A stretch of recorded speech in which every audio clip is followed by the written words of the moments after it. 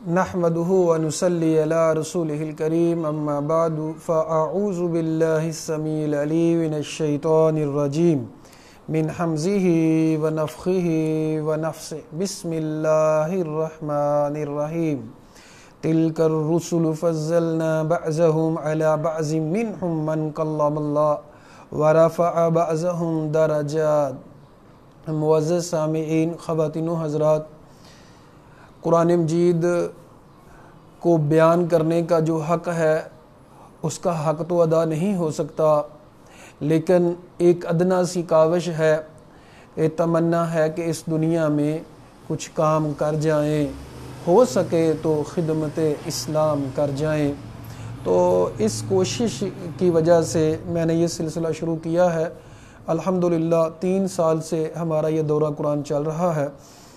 تو ابھی آج ہمارا تیسرا سبق ہے اور تیسرے پارے کے مضامین کا خلاصہ ہے۔ شروع کرنے سے پہلے میری آپ سب سے اپیل ہے کہ کوشش کیا کریں کہ اس کو سن کے لوگوں تک پہنچایا کریں، شیئر کیا کریں۔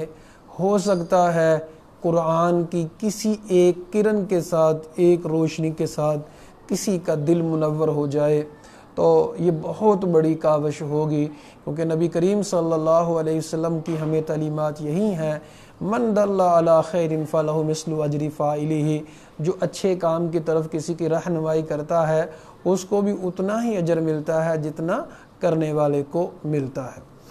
تو اس میں تیسرے پارے کے اندر سب سے پہلے جو آیات ہیں، اللہ تعالیٰ نے ذکر کیا رسولوں کا کہ کس اللہ تعالیٰ نے رسولوں کو بعض کے اوپر فضیلتیں عطا فرمائی ہیں۔ ہمارا کام ماننا ہے۔ سب سے افضل رسول محمد کریم صلی اللہ علیہ وسلم ہے۔ اس کے بہت سے دلائل ہیں۔ اللہ تعالیٰ کے بعد رتبہ محمد کریم صلی اللہ علیہ وسلم کا ہے، اس کے بعد دوسرے انبیاء کرام ہیں۔ یہ ہمارا عقیدہ ہونا چاہیے، اور نبی کریم صلی اللہ علیہ وسلم آخری نبی ہیں، یہ ہمارا عقیدہ ہونا چاہیے۔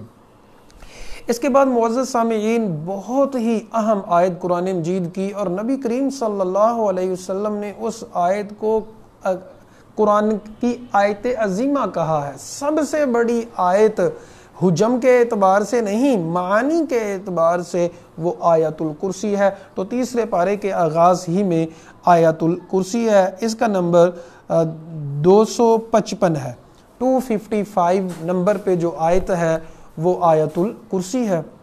آیت الکرسی کی فضیلت میں نبی کریم صلی اللہ علیہ وسلم نے فرمایا کہ جو ہر نماز کے بعد پڑھتا ہے تو اس کے اور جنت میں داخلہ صرف اس کی موت ہے، مطلب جب بھی ہی اس کی موت ہوگی تو فوراً یہ بندہ جنت میں چلا جائے گا جو آیت الکرسی ہر نماز کے بعد پڑھتا ہے۔ نبی کریم صلی اللہ علیہ وسلم نے دوسری فضیلت اس کی یہ بیان کی کہ جو بھی رات کو پڑھ کے سوتا ہے تو ایک فرشتہ مقرر ہو جاتا ہے، وہ چوروں سے حفاظت ہوتی ہے، اس کی شیاطین سے حفاظت ہوتی ہے، کس کی؟ جو رات کو سوتے ہوئے پڑھتا ہے۔ تو بہت سے لوگ کہتے ہیں جی ہماری جادو ٹونے سے حل ہو جائے، نظر بد سے حل ہو جائے، وہ چوری ڈکیٹی سے ڈرتے ہیں۔ تو اسلام کی تعلیمات آیت الکرسی پڑھ کے آپ نے معاملات کنڈی لگائیں، تالا لگائیں، حفاظت کریں، پہرے دار بٹھائیں، جو بھی آپ نے کرنے ہیں انسانی بساط کے اندر جو ہے تو وہ کرنا چاہیے، لیکن اس کے بعد آیت الکرسی پڑھ کے پھونک دیں، اللہ کے فضل و کرم سے چوری نہیں ہوگی، شیاطین اللہ کے فضل و کرم سے نہیں آئیں گے، تو یہ اللہ کا ذکر ہے۔ تو تیسری اس میں اہم بات یہ اللہ تعالیٰ کا تعارف ہے۔ یاد رکھیے گا معزز سامعین، ہمیں اللہ کا تعارف نہیں ہے۔ اگر ہمیں اللہ کا تعارف ہو تو ہم یوں گناہ نہ کریں جتنے کرتے ہیں۔ دیکھیں ڈی پی او کو، ڈی سی او کو، جو فوج کے سپاہی ہوتے ہیں ان کو بیج لگائے جاتے ہیں تاکہ بندے کا تعارف ہو، اس کے اختیارات کا پتہ ہو۔ اگر آج ہمیں اپنے رب کے اختیارات کا پتہ چل جائے کہ میرے رب کے اختیارات کتنے ہیں تو کوئی بھی مایوس نہ ہو، کوئی بھی عبادت سے جو وہ سست نہ ہو، رب کی عبادت کرے، کوئی بھی گناہ گار نہ ہو۔ دیکھیں سمپل سی بات ہے، کسی دکاندار کو جو نماز نہیں پڑھتا اس کو کہا جائے بھائی کتنے پیسے کماتے ہو، وہ کہہ جی 50,000 کماتا ہوں مہینے کو، اسے کہا جائے بھائی نماز تو نہیں چھوڑنی، 1,00,000 روپے ہم دے دیں گے مثال کے طور پہ، تو وہ ضرور پڑے گا۔ تو اللہ کے اختیارات کا نہیں پتہ، دنیا میں یوز کب ہوتی ہے کہ اللہ کے اختیارات کا نہیں پتا، اللہ کو نہیں پکارتے لوگ۔ کل ہی میرے ساتھ میں ایک سوال کیا گیا کہ میں نے تو اتنے زیادہ گناہ کیے ہیں، ساری جوانی گناہوں میں گزر گئی، کیا میرے گناہ معاف ہو سکتے ہیں؟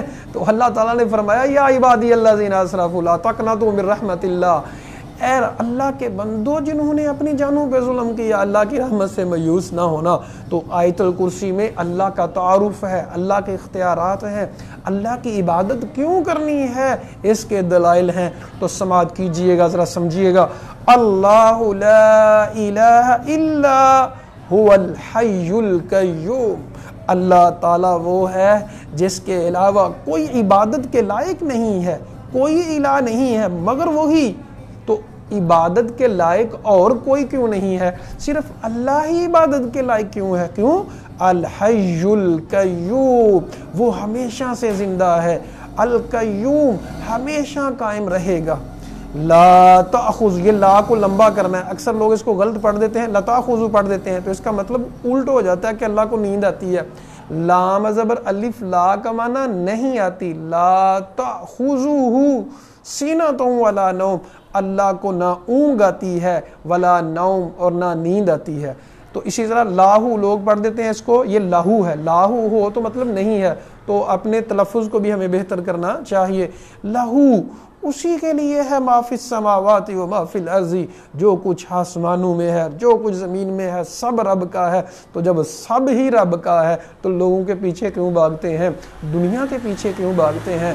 کیوں نہ ہم اپنے رب کی رضا کے پیچھے بھاگیں، کیوں نہ ہم اللہ کو خوش کرنے کی توقع کریں، کیوں نہ ہم رب کی رضا پہ چلیں، کیوں ہم لوگوں کی ٹیسیاں کرتے ہیں؟ لوگوں کو خوش کرنے کے لیے پتہ نہیں کیا کچھ کیا جاتا ہے، جب سب کچھ ہی رب کا ہے۔ تو معزز سامعین، کیوں نہ پھر ہم اپنے رب کو فالو کریں، ہم اپنی رب کی رضا کی فکر کریں کہ رب راضی کیسے ہوتا ہے، جب رب جس کا سب کچھ ہے آسمان و زمین، اگر وہ راضی ہو جائے تو یہ آسمان و زمین ہو جائے، آسمان و زمین کے خزانے وہ ہمارے ہوں گے۔ جیسے اقبال نے کہا الصین لنا والعرب لنا، چین بھی ہمارا، عرب بھی ہمارا، ہند بھی ہمارا، ہم ہیں مسلمان، سارا جہاں ہمارا، کیونکہ ہم رب کے ماننے والے ہیں اور ہمارے رب کا ہی سب کچھ ہے، سو ہمارا ہے سب کچھ۔ تو اللہ تعالیٰ فرماتے ہیں لہو ما فی السماوات و ما فی الارض، اسی کے لیے ہے جو کچھ آسمانوں میں ہے، جو کچھ زمین میں ہے۔ من ذا الذی، کس کے اندر جرت ہے اتنی، یشفع عندہ، اللہ کے ہاں سفارش کر سکے، الا باذنہ، مگر اس کی اجازت کے ساتھ۔ رب کی اجازت ہوگی تب ہی کوئی سفارش کرے گا، لیکن اگر رب کی اجازت نہیں ہوگی تو کوئی کسی کی سفارش نہیں کر سکے گا۔ اللہ اکبر کبیرہ یعلم، اب یہاں قیامت کے منظر کو دیکھیے گا۔ نبی کریم صلی اللہ علیہ وسلم نے فرمایا جب قیامت قائم ہوگی تو اتنی وحشت ہوگی، اتنی دہشت ہوگی، اتنا خوف ہوگا، سارے لوگ آدم علیہ السلام کے پاس جائیں گے، آ کے ہماری سفارش کر دیں کہ حساب کتاب شروع ہو جائے۔ آدم علیہ السلام کہیں گے نہیں، آج میرے اندر اتنی جرت نہیں ہے کہ میں سفارش کر سکوں۔ ابراہیم علیہ السلام کے پاس جائیں گے لوگ، اسماعیل علیہ السلام کے پاس، عیسیٰ علیہ السلام کے پاس، موسیٰ علیہ السلام کے پاس، سارے انبیاء کے پاس جائیں گے، لیکن سب انکار کر دیں گے۔ پھر محمد کریم صلی اللہ علیہ وسلم کے پاس لوگ آئیں گے تو آپ صلی اللہ علیہ وسلم سفارش نہیں کریں گے، پہلے سجدے میں پڑ جائیں گے، پھر اللہ تعالیٰ اجازت دیں گے محمد سر اٹھائیے صلی اللہ علیہ وسلم، آپ جو مانگیں گے وہ عطا کیا جائے گا۔ تو آپ صلی اللہ علیہ وسلم سفارش کریں گے، پھر حساب کتاب شروع ہو جائے گا۔ تو اللہ تعالیٰ فرماتے ہیں کس کی جرت ہے جو سفارش کر سکے رب کے پاس، مگر رب کی اجازت کے ساتھ۔ اللہ کی اجازت ہوگی تب ہی کوئی سفارش کر سکے گا۔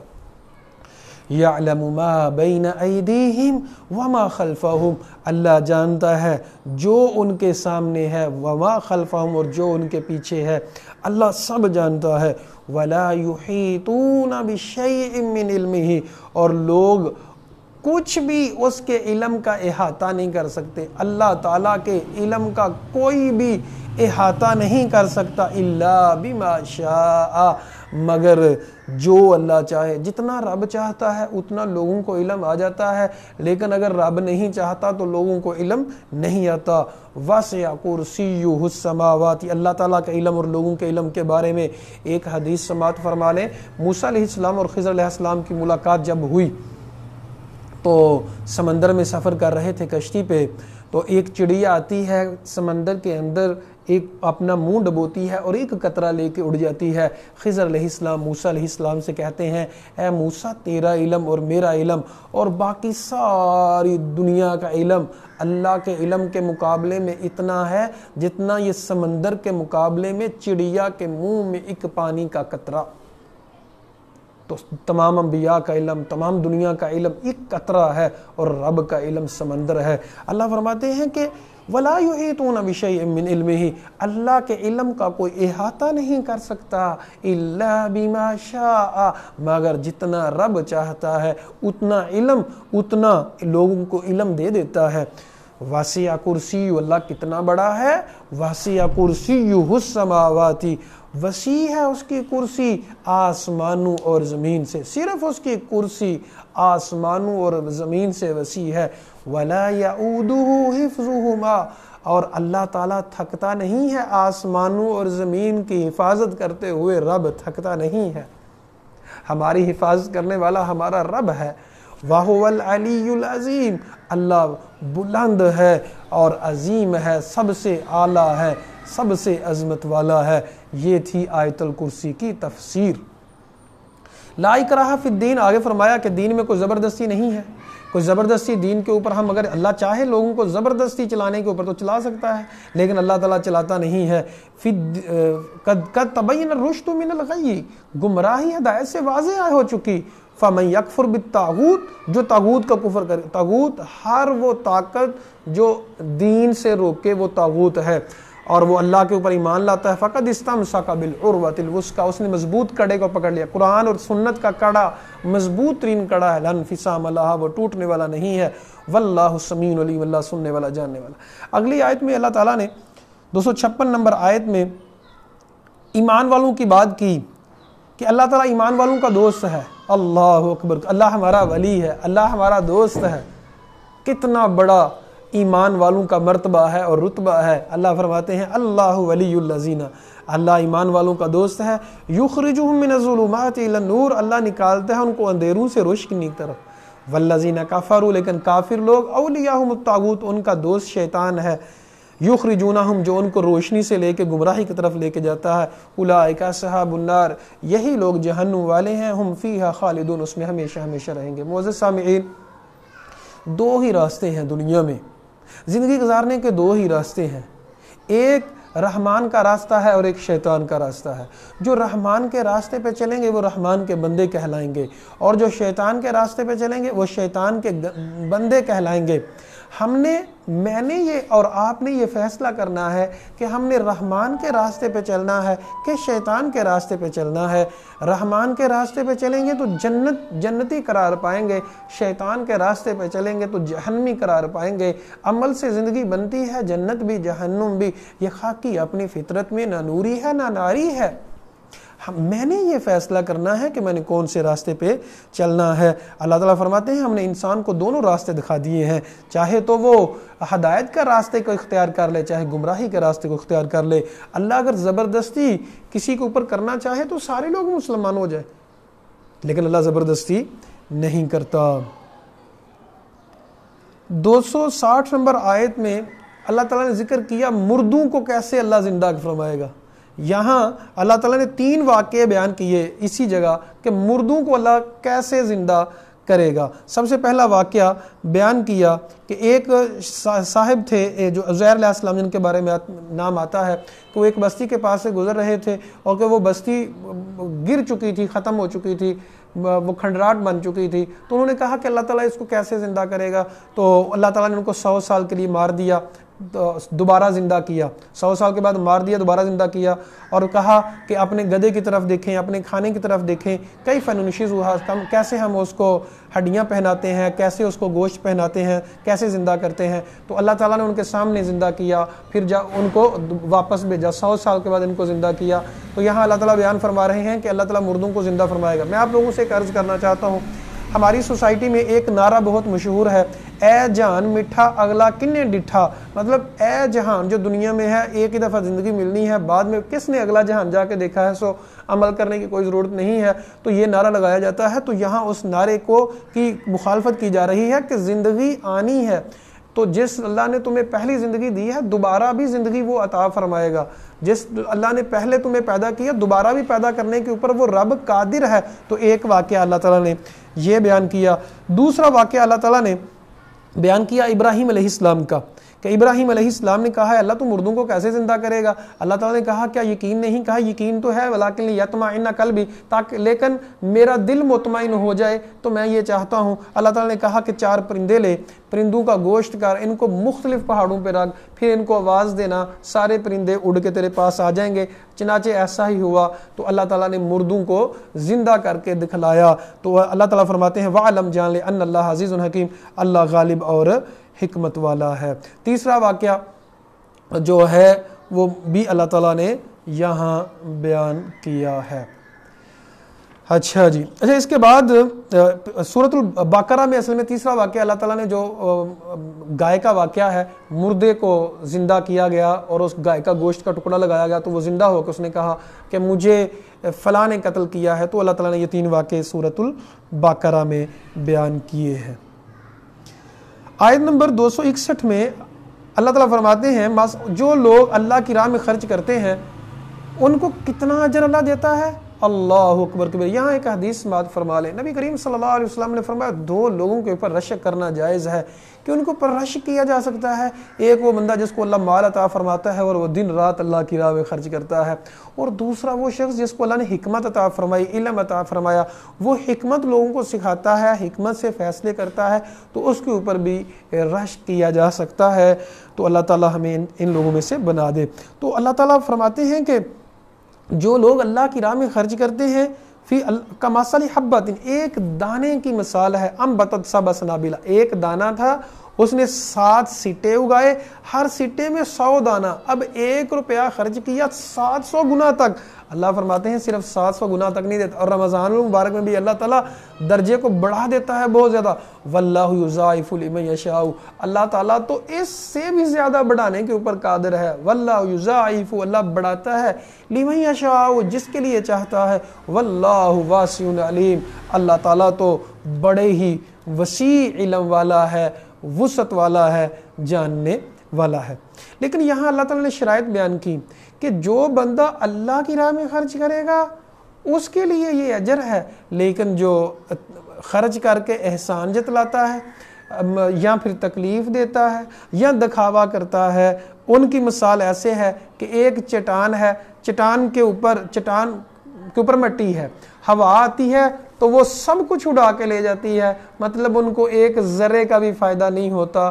ریاکار کو وہ مشرک ہوتا ہے، لیکن شرک اس کو کہا گیا ہے شرک اصغر، تو اس کی نیکیاں قبول نہیں ہوتی۔ یاد رکھیے گا کسی بھی نیکی میں 2 شرطیں ہیں، ایک کہ وہ نیکی صرف رب کی رضا کے لیے ہو، اس میں نیت درست ہو، اور دوسری شرط یہ ہے کہ ہم نبی کریم صلی اللہ علیہ وسلم کی سنت کے مطابق وہ کام ہو، جو بھی کام کر رہے ہیں وہ نبی کریم صلی اللہ علیہ وسلم کی سنت کے مطابق کریں، تو یہ نیکی کے لیے دوسری شرط ہے۔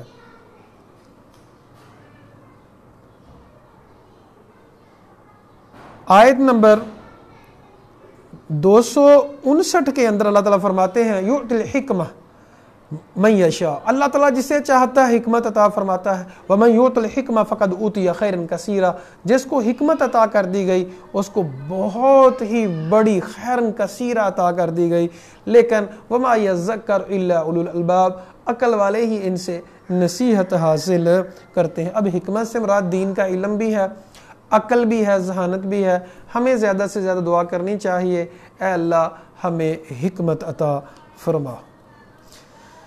خرچ کرنے کی بات تھی تو اللہ تعالیٰ نے یہاں فرمایا 270 نمبر آیت میں، اے لوگو جو بھی تم خرچ کرو گے، جو تم نظر مانگو، فَإِنَّ اللَّهَ يَعْلَمُ، اللہ اسے جانتا ہے۔ جس طرح ہم جب نماز پڑھ رہے ہوتے ہیں تو سبحان ربی العظیم سبحان ربی العظیم پڑھا، جب ہم رکوع سے کھڑے ہوتے ہیں تو پڑھتے ہیں سمیع اللہ لمن حمدہ، اللہ، اس کا ترجمہ کیا ہے؟ اللہ نے سن لی ہے اس شخص کی بات کو جس نے اس کی حمد بیان کی۔ تو اللہ تعالیٰ یہاں یقین دہانی کرا رہے ہیں کہ اے مومنو، اے مسلمانوں، جو بھی تم نیکی کرو گے تو اس کا معاوضہ تمہیں ضرور دیا جائے گا، دنیا میں بھی اور آخرت میں بھی، لیکن شرط یہ ہے کہ اس کے اندر نیت آپ کی درست ہو اور وہ سنت کے مطابق ہو۔ آگے سود کی بات کی گئی ہے کہ سود حرام ہے۔ الذین یأکلون الربا لا یقومون الا کما یقوم الذی یتخبطہ الشیطان من المس۔ سود کیا ہوتا ہے؟ سود کے بارے میں کئی تعریفات ہیں۔ ایک تعریف یہ ہے کہ القرض ما جر منفعتا، ایسا کسی نے کسی کو قرض دیا جو نفع بھی لیتا ہے، مثلا کسی نے 5000 روپیہ کسی کو قرض دیا کہ مجھے آپ نے 6000 روپیہ دینا، یہ سود ہے۔ اسی طرح جو بینکنگ میں ہوتا ہے کہ آپ نے قرض لیا تو آپ کو کتنا زیادہ ادا کرنا پڑے گا، تو یہ سود ہے۔ بعض لوگ قسطوں کے کاروبار کو سود سمجھتے ہیں۔ قسطوں کا کاروبار جو ہے وہ اور چیز ہے، وہ سود نہیں ہے۔ دیکھیں، وہ چیز کو انسان بیچ رہا ہے، اس کی مرضی ہے وہ 200 کی بیچے یا 250 کی بیچے یا 300 کی بیچے، تو یہ اس کی مرضی ہے، تو وہ سود نہیں ہوتا۔ لیکن اگر وہاں قسطوں کے اوپر کوئی چیز جب دی جا رہی ہے تو اگر اس کے اوپر پلنٹی پڑ رہی ہے کہ اگر قسط لیٹ ہو گئی ہے تو دینا تو 5000 تھی قسط، لیکن اس لیٹ ہونے کی وجہ سے 6000 دینی پڑ رہی، تو پھر وہ سود ہوگا۔ لیکن اگر پلنٹی نہیں پڑ رہی تو وہ سود پھر نہیں ہوتا۔ تو جتنی بھی بڑے بڑے کارخانے ہیں، ادارے ہیں، نظام ہے، ہمارے ہاں سود کا بہت بڑا ایک جال ہے، اسی وجہ سے رب کی برکت نہیں ہے۔ تو سودی لوگوں کے بارے میں اللہ تعالیٰ فرماتے ہیں کہ یتخبطہ الشیطان من المس، شیطان ان کو مس کر کر کے پاگل کر دیتا ہے۔ سود ایک واحد مسئلہ ہے، سود جس کو اللہ تعالیٰ نے جنگ کہا ہے کہ اگر سود کو آپ فرمایا یا ایھا الذین آمنوا اتقوا اللہ، اے ایمان والو اللہ تعالیٰ سے ڈر جاؤ، آیت نمبر 278 کے اندر وَذَرُوا مَا بَقِیَ مِنَ الرِّبَا، ربا سے جو بچتا ہے وہ چھوڑ دو اگر تم مومن ہو، لیکن اگر تم نے ایسا نہ کیا نا تو فَأَذَنُوا بِحَرْبٍ مِّنَ اللَّهِ، اللہ سے جنگ کے لیے تیار ہو جاؤ اور اس کے رسول کے ساتھ۔ یہ واحد مسئلہ ہے سود، جس کو یہ کہا گیا کہ تم اللہ کے ساتھ جنگ کرو گے، چونکہ اس کے ساتھ یہ معیشت وابستہ ہے۔ تو میں نے سیالکوٹ میں بہت سے لوگوں کو دیکھا ہے جو سود کے کاروبار کے ساتھ منسلک تھے، وہ کبھی بھی وہ سکون نہیں پا سکتے۔ ایسا ممکن نہیں ہے کہ ایک بندہ سود کے کاروبار کے ساتھ منسلک ہے اور اس کے دل کو سکون ملے۔ میں ذاتی طور پہ ایسے لوگوں کو جانتا ہوں، بڑی بڑی فیکٹریز لوگوں کی تباہ ہو گئیں، برباد ہو گئیں، بڑے بڑے کارخانے جن کے بڑے بڑے نام تھے ختم ہو گئے کیونکہ وہ سود کا کاروبار کرتے تھے۔ ان سے سمجھایا جائے تو وہ کہتے ہیں نہیں تو ہم تو اچھا کام کر رہے ہیں۔ تو معزز سامعین، خواتین و حضرات، انسان روکھی کھا لے، سوکھی کھا لے، بھوکا رہ گئے، لیکن سود کا کاروبار نہ کرے، کیونکہ سود ایک ایسا کاروبار ہے جو اللہ اور اللہ کے رسول سے اللہ نے جنگ کہا ہے کہ یہ اللہ اور اللہ کے رسول کے ساتھ جنگ ہے۔ بعض لوگ بڑی عجیب دلیل دیتے ہیں، کہتے ہیں جی دیکھیں اگر ہم بزنس کرتے ہیں تو بینک بھی تو بزنس کرتا ہے نا، تو کوئی سود نہیں ہے، حالانکہ بینک خود مانتا ہے کہ سود ہے، اتنے % سود ہے۔ ہمارا جو اسٹیٹ بینک ہے وہ کہتا ہے کہ اتنے % سود ہے، لیکن یہ جو لوگ ہیں وہ کہتے ہیں جی سود نہیں ہے۔ تو بہرحال جو لوگوں نے ایک یہ روش اپنا رکھی ہے کہ میں نہ مانوں تو اس کے آگے کیا کیا جا سکتا ہے، تو بھینس کے آگے وہ بین بجانے والا حساب ہے۔ لیکن سود ہر ایک کو پتا ہے کہ سود کیا ہے، سود کے معاملات واضح ہیں۔ فرمایا کہ اگر تم توبہ کر لو گے تو تمہارا اصل مال ہے، جتنی تم نے رقم دی ہے اتنی واپس لے لو، لیکن سود واپس نہ لو۔ سود کے اوپر گواہ بننے والا اس کو بھی لعنتی قرار دیا گیا، لکھنے والے کو بھی لعنتی قرار دیا گیا، اور لینے والے کو بھی دینے والے کو بھی لعنتی قرار دیا گیا ہے۔ سودی جو گواہ ہیں سود کے اوپر بنتے ہیں ان کو بھی لعنتی قرار دیا گیا ہے۔ سو یہ سود والا معاملہ بڑا حساس ہے، اس سے بچنے میں ہی پناہ ہے، بچیں گے تو نجات ہے ورنہ نجات نہیں ہے۔ آیت الدین، آیت الدین ہے جی قرضے کی آیت 282 نمبر 282 کے اندر قرض کی بات کی گئی ہے. تو یہاں بہت ہی وضاحت کے ساتھ اللہ نے سمجھا دیا کہ جب بھی قرض دو، چاہے تھوڑا ہے چاہے زیادہ ہے، اس کو لکھ لینا چاہیے. انسان کو چاہے وہ لینے والا ہے چاہے دینے والا، بڑی انسان کو وہ سکون ہوتا ہے دل کو جب اس نے لکھا ہو کہ میں نے کس سے قرض لینا ہے کس سے قرض دینا ہے. کیونکہ یاد رکھیے گا معزز سامعین، قرض معاف نہیں ہوتا. قرض کے بارے میں نبی صلی اللہ علیہ وسلم نے فرمایا کہ جو اس نیت سے لیتا ہے کہ میں واپس کر دوں گا، اللہ تعالیٰ اس کی مدد فرماتا ہے، لیکن جو اس نیت سے لیتا ہے کہ میں نے ہڑپ کرنا ہے تو اس کی مدد نہیں کی جاتی. قرض شہید کو بھی معاف نہیں، شہید کے سارے گناہ معاف ہو جاتے ہیں لیکن قرض تو اس کو بھی معاف نہیں. نبی کریم صلی اللہ علیہ وسلم اس کا جنازہ نہیں پڑھایا کرتے تھے جس کے اوپر قرض ہوتا تھا، حتیٰ کہ کوئی نہ کوئی اس کی ذمہ داری نہ لے لے تو نبی کریم صلی اللہ علیہ وسلم جنازہ نہیں پڑھاتے تھے. یہ اتنا خطرناک معاملہ ہے. قرآن کی دعوت ہمیں یہ ہے، رمضان کی دعوت ہم یہ ہے کہ ہم اپنے معاملات بہتر کریں، اپنے جو مالی معاملات ہیں ان کو بہتر کریں. یہ بڑا ضروری ہے. بڑے بڑے لوگ اس کو بہت چھوٹا لیتے ہیں یہ قرض کے معاملات کو، حالانکہ قرض کا معاملہ بہت حساس ہے، اسے لازمی لکھنا چاہیے. اللہ تعالیٰ کا فرمان یہی ہے، اللہ کے رسول کا فرمان یہی ہے. اب بھی اگر کوئی نہ مانے تو پھر اس کی مرضی ہے. اللہ تعالیٰ نے یہاں تک بھی کہا کہ اگر تم سفر میں ہو تو تمہیں لکھنے والا نہیں ملتا تو فریحان مقبوضۃ فن تو کسی اور کی ذمہ داری لگا دو، لکھ کے دے دو کہ بھائی یہ میرا اتنا پڑا ہوا ہے تو وہ جا کے آپ نے دینا ہے. آیت نمبر 284 آخری آیات ہے سورۃ البقرہ کی، اس کو سمجھیے گا، بڑی ہی سمجھنے والی آیت ہے. اللہ فرماتے ہیں للہ ما فی السماوات و ما فی الارض، اللہ کے لیے جو کچھ آسمانوں میں جو کچھ زمین میں ہے. اگر تم ظاہر کرو گے جو تمہارے نفسوں میں ہے یا اس کو چھپاؤ گے تو اس کا اللہ حساب کرے گا. تو جسے چاہے گا اللہ معاف کر دے گا، جسے چاہے گا عذاب دے گا. یہ آیت کا ایک حصہ جو ہے منسوخ ہے، جو دل میں آتا ہے اس کا گناہ نہیں ہوتا. آگے اللہ تعالیٰ نے فرمایا نا کہ اللہ تعالیٰ نے لا یکلف اللہ نفسا الا وسعها، آخری آیت جو ہے کہ اللہ تعالیٰ کسی جان کو مکلف نہیں ٹھہراتے مگر اس کی طاقت کے مطابق. تو خیالات کا آنا انسان کی طاقت کے مطابق طاقت میں نہیں ہے، لیکن کچھ خیالات ایسے ہوتے ہیں کہ انسان کے اندر خیالات آئے اور اس کو انسان مزے لے لے کے بیان بھی کرتا ہے تو پھر اس کا گناہ ہوگا. اچھا جی، آخری دو آیتوں کے بارے میں میں نے پہلے بھی عرض کیا تھا. یہ دو آیتیں نبی کریم صلی اللہ علیہ وسلم نے فرمایا کہ دو آیتیں یہ پڑھ کے جو بھی کچھ مانگتا ہے اللہ تعالیٰ اس کو عطا فرماتا ہے. اگر دعائیں چاہتے ہیں آپ قبول ہوں تو یہ دو آیتیں پڑھ کے تو پھر دعا کیا کریں. نبی صلی اللہ علیہ وسلم نے فرمایا جو رات کو یہ دو آیتیں پڑھ لیتا ہے کافاتہ، یہ دو آیتیں اس کو کافی ہو جاتی ہیں. تو سورۃ الفاتحہ اور یہ سورۃ البقرہ کی آخری دو آیتیں اللہ تعالیٰ نے ہمیں نبی کریم صلی اللہ علیہ وسلم کو گفٹ عطا فرمایا، جو آج سے پہلے نبی صلی اللہ علیہ وسلم سے پہلے کسی کو گفٹ وہ عطا نہیں کیے گئے تھے. اب ہے جی سورہ آل عمران. آل خاندان کو کہتے ہیں. عمران جو مریم علیہ السلام کے والد صاحب تھے ان کا نام ہے عمران. ان کے خاندان کے نام پہ چونکہ نام ذکر آیا ہے تو اس وجہ سے پوری سورہ رکھی گئی ہے. سورۃ البقرہ میں زیادہ تر بحث جو تھی یہودیوں کے بارے میں تھی. مغضوب ریلیٹ کیجئے گا ذرا اس کو سورۃ الفاتحہ سے کہ مغضوب تھا، یہودیوں کو کہا گیا کہ ان کے اوپر غضب کیا گیا. ان کے اوپر غضب کیوں کیا گیا یہ بڑی ڈیٹیل کے ساتھ سورۃ البقرہ میں بیان کیا گیا. اور والظالین گمراہ لوگ عیسائیوں کو کہا گیا تو اس کی ڈیٹیل اللہ نے سورہ آل عمران میں بیان کی ہے. جب اہل کتاب کہا جائے تو زیادہ تر اس سے مراد عیسائی ہوتے ہیں. جب بنی اسرائیل کہا جائے قرآن میں تو زیادہ تر اس سے مراد یہودی ہوتے ہیں. حالانکہ بنی اسرائیل بھی، عیسائی بھی بنی اسرائیل ہیں اور اہل کتاب یہودی بھی ہیں. تو یہاں اہل کتاب کی بات زیادہ کی گئی ہے. اس کا پس منظر سورہ آل عمران کے نزول کا یہ ہے کہ جب نجران کے کچھ عیسائیوں نے، جب اسلام بہت زیادہ پھیلا تو نجران کے کچھ عیسائی پادری نے آ کے مناظرہ کرنا چاہا. نبی کریم صلی اللہ علیہ وسلم سے مناظرہ کیا. آپ صلی اللہ علیہ وسلم نے ان کی خوب آہ و بھگت کی اور ان کو دین کے مسائل سکھلائے. جب وہ نہ مانے تو پھر نبی کریم صلی اللہ علیہ وسلم نے ان کو مباہلے کی دعوت دی. مباہلہ کیا ہوتا ہے کہ جب کوئی مان نہیں رہا، ایک فریق کہتا ہے میں سچا ہوں، دوسرا فریق کہتا ہے میں سچا ہوں، تو میدان میں جا کے مباہلہ کیا جاتا ہے کہ دعا کی جاتی ہے کہ اے اللہ اگر وہ سچا ہے تو میں ہلاک ہو جاؤں، برباد ہو جاؤں، اور اگر وہ سچا نہیں ہے، میں سچا ہوں تو اس کو تباہ و برباد کر دو. دونوں نے اس طرح کہنا ہوتا ہے. تو عیسائی پھر مباہلے سے بھاگ گئے تھے.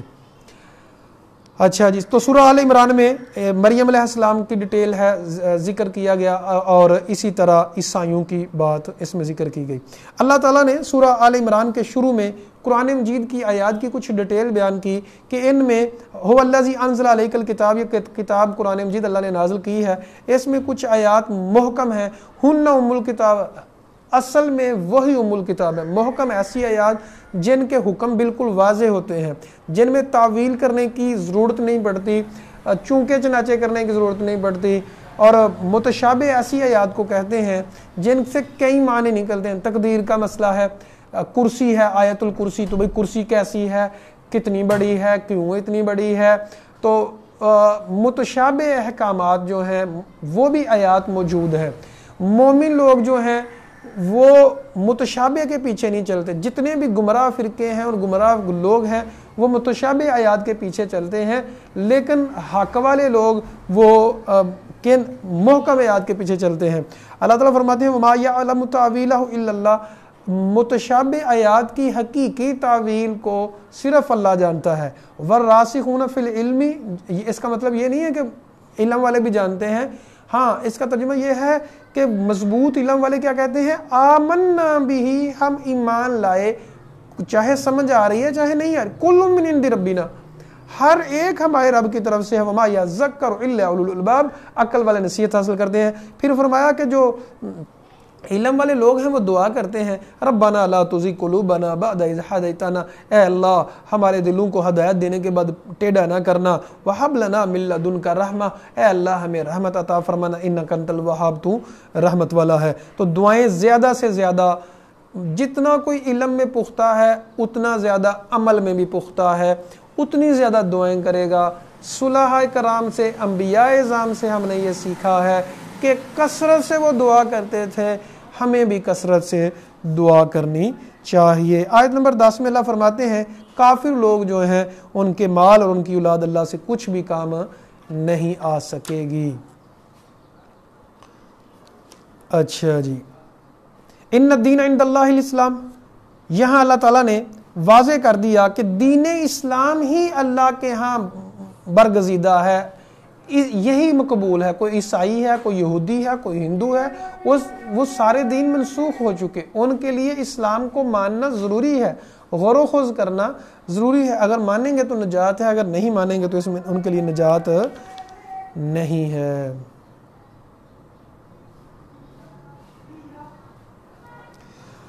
اچھا جی، عیسائی لوگ جو تھے ان کا یہ دعویٰ تھا کہ ہم اللہ سے محبت کرتے ہیں، تو اللہ تعالیٰ نے آیت نمبر 31 میں کہا قل ان کنتم تحبون اللہ، اے نبی کہہ دیجئے کہ اگر تم اللہ سے محبت کرتے ہو تو پھر میری پیروی کرو، اللہ تم سے محبت کرے گا۔ تو اللہ سے محبت کی شرط یہ ہے کہ نبی کی پیروی کی جائے، نبی کریم صلی اللہ علیہ وسلم سے اگر محبت کی جائے گی، آپ صلی اللہ علیہ وسلم کی اگر پیروی کی جائے گی تو اللہ سے محبت مقبول ہے۔ اگر نبی کریم صلی اللہ علیہ وسلم کو مانا ہی نہیں جائے گا تو چاہے جتنا مرضی کوئی دعویٰ کرتا رہے کہ مجھے اللہ سے پیار ہے، اس کا دعویٰ مقبول ہی نہیں ہے۔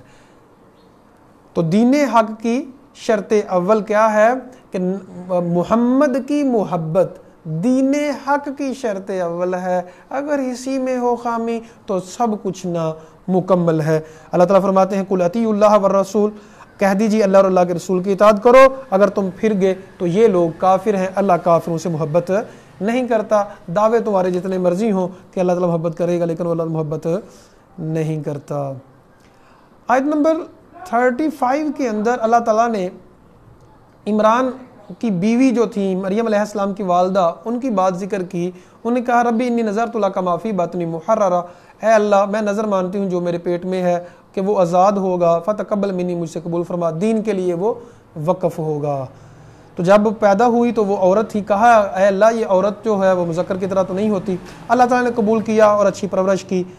اب یہاں جو میں آپ کو نقطہ سمجھانا چاہتا ہوں، بڑے لوگ پریشان ہوتے ہیں جی ہماری دعائیں قبول نہیں ہوتی، ہر انسان کی کچھ خواہشات ہوتی ہیں۔ میں یہاں آپ لوگوں کو ایک نقطہ بتاؤں گا کہ کیسے دعائیں قبول ہوں گی۔ اب دیکھیں زکریا علیہ السلام وقت کے نبی ہیں، اور متاثر کس سے ہوئے؟ جو نبی نہیں ہے، نبی کی والدہ ہیں، جس کو ہم ولیہ کہہ سکتے ہیں، اللہ کی ولیہ ہیں، تو ان سے متاثر ہوئے۔ دیکھا ایک دن کہ وہ تو مریم علیہ السلام کے پاس تو رزق ہے، کہا انا لکی ھذا، یہ کہاں سے ہے؟ ان لک کہاں سے ہے؟ کہا اللہ کی طرف سے، اللہ جسے چاہے بغیر حساب کے رزق دیتا ہے۔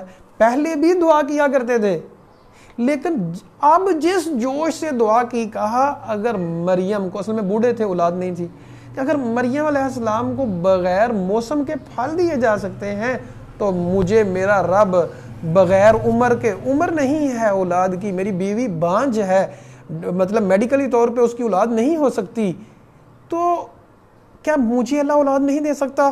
دعا کی، رب حب لی من لدنک ذریۃ طیبۃ، اے اللہ مجھے طیب اولاد فرما۔ تو یقین کے ساتھ اور جوش کے ساتھ جب دعا کریں گے تو اللہ ضرور دعا قبول فرمائے گا، اور ساتھ پھر اللہ کی صفات کو بیان کریں کہ اللہ تو ہی سننے والا ہے، تو ہی دعا قبول فرمانے والا ہے۔ درود شریف جب پڑھیں گے اللہ کی حمد و ثنا بیان کریں، درود شریف بیان کریں، پھر جو بات معافی مانگنی ہے تو کہیں اے اللہ تو غفور رحیم ہے، رحمت مانگنی ہے اللہ تو رحیم ہے، رزق مانگنا ہے تو کہنا ہے اللہ تو رزاق ہے، ٹھیک ہے جی، جنت مانگنی ہے تو اے اللہ تو علی کل شیء قدیر ہے، تو ہی جنت والا ہے، جہنم سے پناہ مانگنی ہے اللہ تو رحیم ہے، تو کریم ہے، تو بندوں سے پیار کرنے والا ہے، تو بندوں سے محبت کرنے والا ہے، گناہوں کی، تو جو بھی آپ نے کہنا ہے۔ فنادتہ الملائکہ، فرشتوں نے آواز دی کہ وَهُوَ قائم یصلی فی المحراب، محراب میں دعا کر رہے تھے، کہا کہ بیٹا ملے گا تجھے، یحییٰ، سید ہوگا، حصور ہوگا یعنی سردار ہوگا، اور اللہ کی طرف سے خالص ہوگا، عورتوں سے بچنے والا پابند ہوگا، وَنَبِيٌّ مِّنَ الصَّالِحِينَ، اور نبی ہوگا صالحین میں سے ہوگا۔ کہا کیسے؟ اب یقین نہیں آ رہا، دعا کی اب یقین نہیں آ رہا، کہا اللہ کیسے اولاد ہوگی؟ کہا کہ اللہ تعالیٰ جو ہے ہر وقت کذالک اللہ یفعل ما یشاء، اللہ اسی طرح کرتا ہے جس طرح چاہتا ہے۔ تو معزز سامعین، میری اور آپ کی پریشانیاں چھوٹی ہیں، رب ہمارا بہت بڑا ہے، جس نے یحییٰ علیہ السلام عطا فرمائے تھے، مریم علیہ السلام کو بیٹا عطا فرمایا تھا بغیر باپ کے، اللہ تعالیٰ نے جیسے اللہ نے موسیٰ علیہ السلام کو نجات دی، ابراہیم علیہ السلام کو نجات دی، آج ہمیں بھی اللہ نجات دے سکتا ہے، ہماری بھی دعائیں قبول ہو سکتی ہیں۔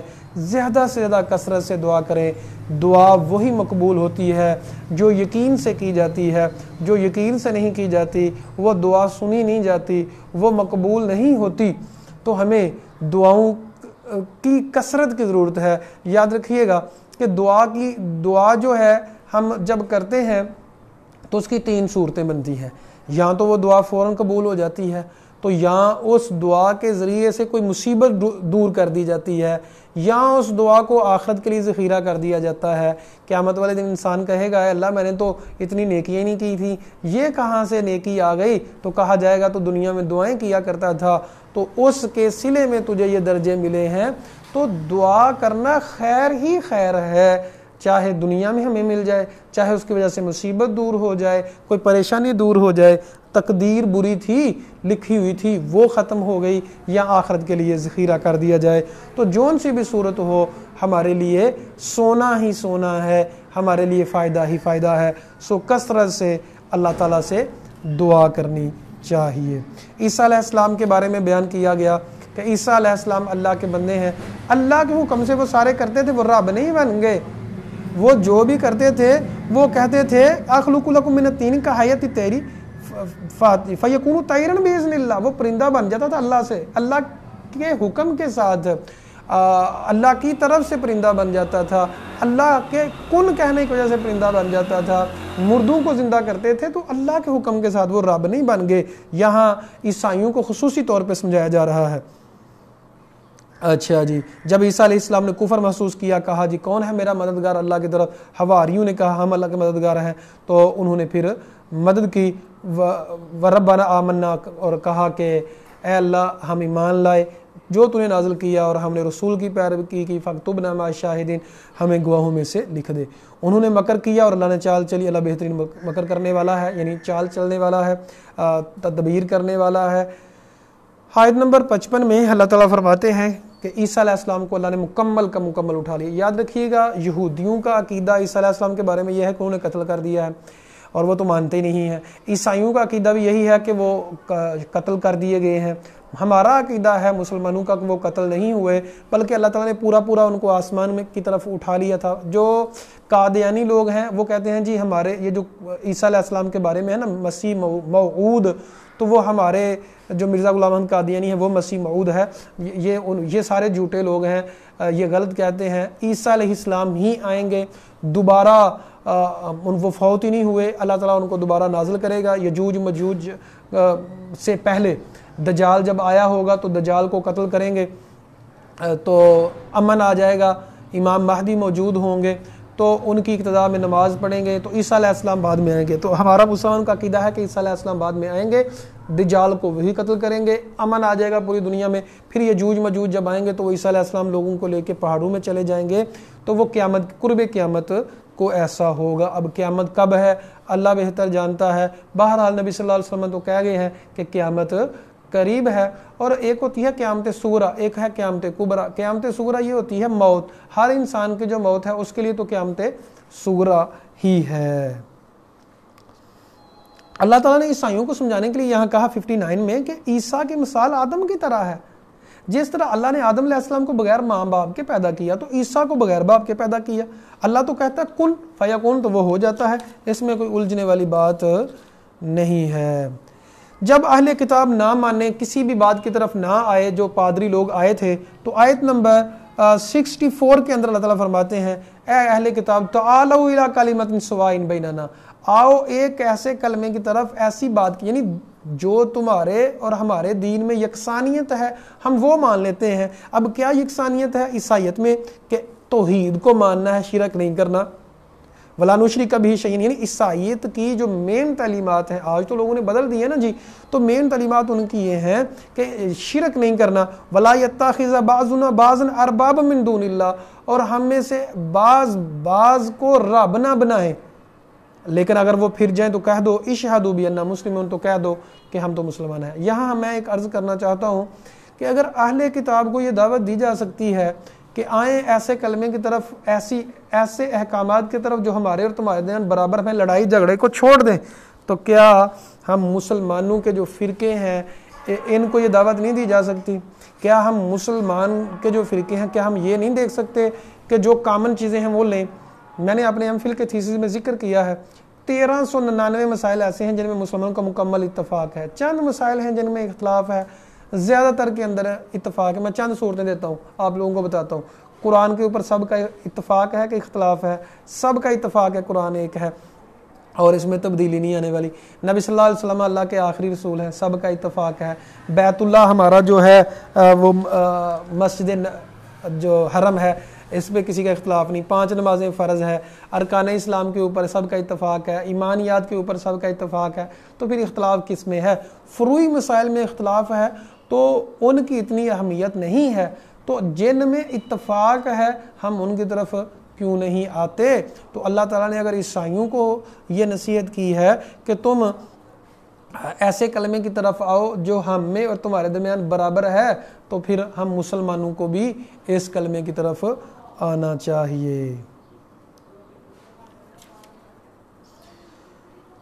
74 کے اندر اللہ تعالیٰ نے فرمایا یختص برحمتہ من یشاء واللہ ذو الفضل العظیم، اللہ تعالیٰ جسے چاہتا ہے اپنی رحمت کے ساتھ خاص کرتا ہے، اللہ بڑے فضل والا ہے۔ اہل کتاب میں سے اللہ نے فرمایا کہ سارے لوگ برے نہیں ہیں، ان میں سے ایک من انتامنہ بقنطار، کچھ لوگ ایسے ہیں کہ ان کو اگر خزانہ دے دیا جائے تو وہ تو تیری طرف لٹا دیں گے، لیکن کچھ لوگ بددیانت ہیں، اگر 1 دینار بھی دیا جائے تو وہ نہیں لٹائیں گے۔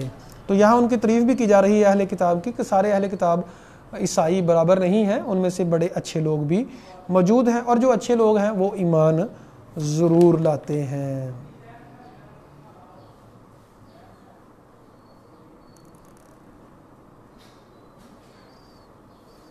اچھا جی، یہ اس سورہ، اس پارے کا جو اینڈ کیا گیا آخری میں، اللہ تعالیٰ نے 2 چیزوں سے اینڈ کیا، چونکہ عیسائیوں کو مباہلے کی بھی دعوت دی اور ان کو تبلیغ کی جا رہی ہے، دین کی طرف بلایا جا رہا ہے، تو اللہ تعالیٰ فرماتے ہیں 85 نمبر میں وَمَن يَبْتَغِ غَيْرَ الْإِسْلَامِ دِينًا، جو اسلام کے علاوہ کسی اور دین کی پیروی کرے گا فَلَن يُقْبَلَ مِنْهُ، اس کا ہرگز بھی اس کے اعمال قبول نہیں ہوگا۔ تو یہ بہت بڑی دلیل ہے کہ عیسائی، یہودی، ہندو جتنی مرضی نیکیاں کر لیں ان کا مقبول نہیں ہے، اسلام کو ماننا ضروری ہے۔ وَهُوَ فِي الْآخِرَةِ مِنَ الْخَاسِرِينَ، آخرت میں خسارہ ہی خسارہ ان کے لیے ہوگا۔